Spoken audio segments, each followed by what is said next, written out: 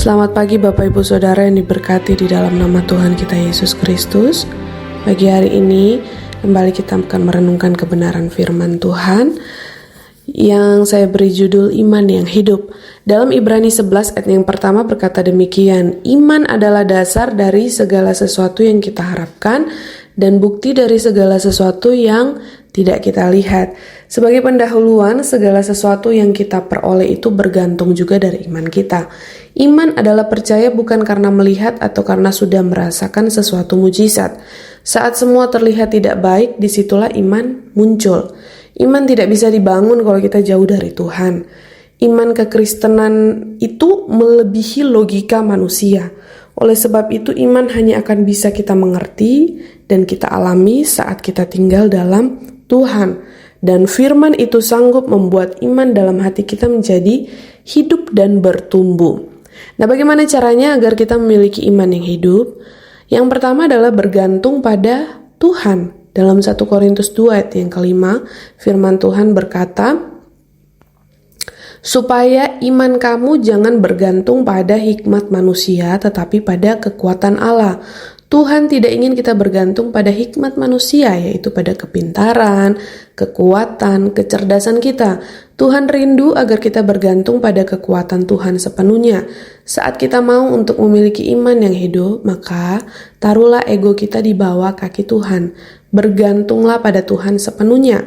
Dan yang kedua, memiliki pengharapan. Saat kita memiliki pengharapan, maka kita akan merasa tenang dalam menghadapi keadaan apapun dalam hidup ini, karena pengharapan itu seperti sau atau jangkar, sehingga saat kita berlabuh, kapal kehidupan kita tidak terombang-ambing ya. Dalam Ibrani 6 ayat 19. Dalam Ibrani 10 ayat 20 berkata, karena ia telah membuka jalan yang baru dan yang hidup bagi kita melalui tubir, yaitu dirinya sendiri. Ingatlah, kita harus labuhkan sau kita sampai ke belakang tabir. Artinya labuhkan pengharapan kita kepada Tuhan Yesus. Tabir adalah pribadi Tuhan Yesus sendiri. Itulah yang membuat iman kita menjadi hidup, hingga kita dapat merasakan pertolongan Tuhan, penyertaan bahkan mujizatnya. Yang ketiga, memiliki ketaatan. Amsal 13 ayat 13. Ibrani pasal yang ke-11 ayat yang ke-8.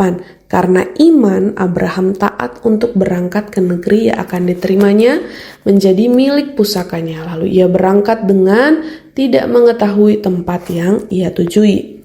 Taat itu berarti kita melakukan apa yang diminta, walaupun kita belum mengerti apa maksud dari perintah tersebut. Belajar dari Abraham, walaupun belum tahu harus kemana ia pergi, ia tetap melangkah. Saat kita taat, kita sedang membangun iman yang hidup. Kita sedang mempercayakan Tuhan memimpin kehidupan kita. Taat berarti percaya pada perkataan Tuhan, tuntunan dan penyertaan Tuhan. Dan yang terakhir, percaya bahwa tidak ada yang mustahil bagi Tuhan. Lukas 1 ayat yang ke-37. Iman yang bertumbuh adalah saat kita percaya bahwa tidak ada yang mustahil bagi Tuhan.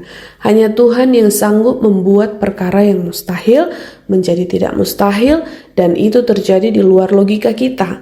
Iman menjadi hidup karena kita percaya hanya Tuhan Yesus yang sanggup membuat perkara-perkara yang besar.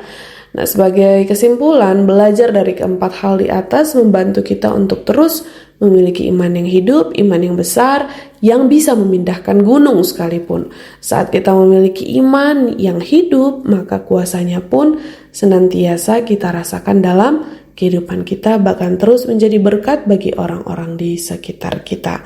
Tuhan Yesus memberkati. Mari kita sama-sama berdoa.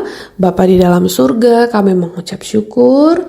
Sekali lagi Engkau mengingatkan dalam kebenaran firman-Mu.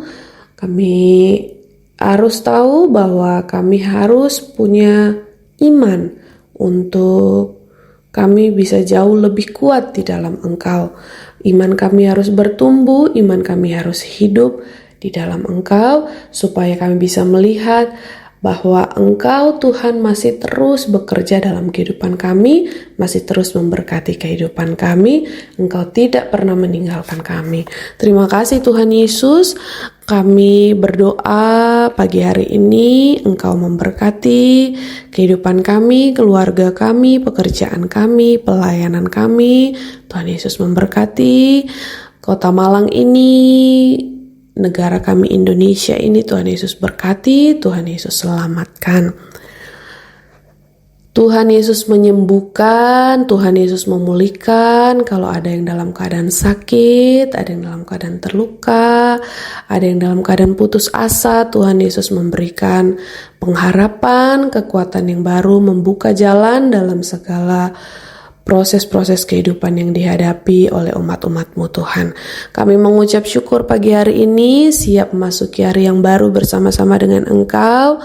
Kami percaya berkat penyertaan Tuhan, berkat perlindungan Tuhan menjadi bagian dalam kehidupan kami. Kami diberkati, kami siap jadi berkat Tuhan dimanapun kami pergi dan berada.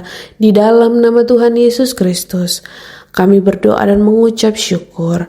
Haleluya. Amin. Tetapkan hatiku untuk percaya tanpa syarat, takkan goyah. Ku nyatakan imanku untuk setia, senangkan hatimu.